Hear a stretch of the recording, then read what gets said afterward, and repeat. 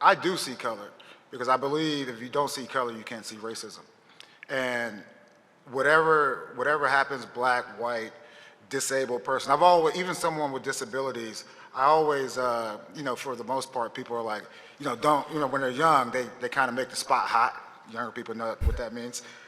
But what I would say is, no, I want you to be able to go up to those people and really understand those people. So it goes back to whatever it is, black, white, yellow, it really doesn't matter, but it does matter so we can try to fix a problem that we all know we have. This is a more lighter moment between him and Robert Kraft. Sherman? Sherman. I'll get it right. He was talking to his brother. Well, we'll have to. No, it's all right. It's one of those black names. I'll help you with that. Stacy told me he was Exactly. an expert. Exactly. He goes right by the book here. So, Yeah. how do you think the culture in in New England gonna change with Culture Mayo? ain't gonna change by no means. I think the sports outlets must change. Yeah. That's what you need to worry about in Boston. Mm-hmm. If we keeping it a big buck. Keep it a big The culture game, not gonna change. Uh-huh. Jerod Mayo is solidified and has all right to be the next person in charge. Hell, when I was there, I knew he was gonna be the next. For real? Well, why so though? Just his presence alone. It was just like he was running a lot of meetings. You know what I'm saying? And he had that type of leadership tone. And it was almost like he was the next up. Yeah. You know what I'm saying? It was whispers, but we're talking 2 or 3 years ago. So but I think the issue is going to be Boston. You hear anybody talk about Boston. Anybody talk about Boston. Yeah. Yeah. And they could get, how sticky It can get a little sticky. Get a little It's sticky. just like you look, bro, it's different times.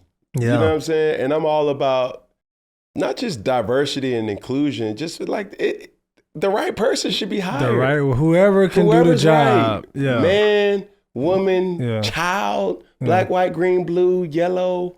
It don't matter, bro. Right. Like we should look beyond the surface and really do the right thing. Yeah. So I just think, man, it's been a long time coming. Knowing the situation, not as much as most. And he did a great job of answering the question.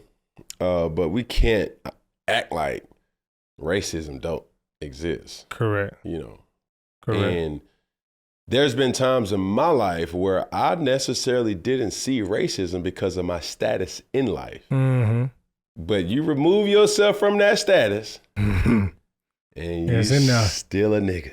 And the people surrounding you felt it if you did. You know what I'm saying? Tell you that. And I've been guilty of being naive to that. You know what I'm saying? Where it's like, oh man, that's Cam Newton, man. Like, oh my God, it's Cam Newton. Then all of a sudden it's just like, strip all that. You know what I'm saying? You walk 10 more steps outside of an event and you're still being judged like, hey, who are you? Hey.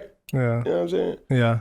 So that's just the harsh reality of the world that we live in.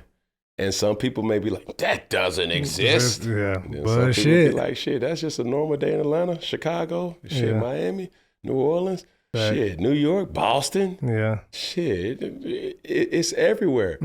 But I think the essence of what Coach Mayo was saying is kind of similar to what I was saying too. I think a lot of racism, prejudiceness, sexism, any type of separation, it causes for somebody to at least be curious to ask the question.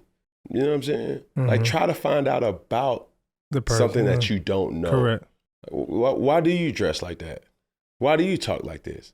Why do you know what I'm saying, eat the food? Why do you listen to the music that you listen to? Maybe we got more in common than we don't.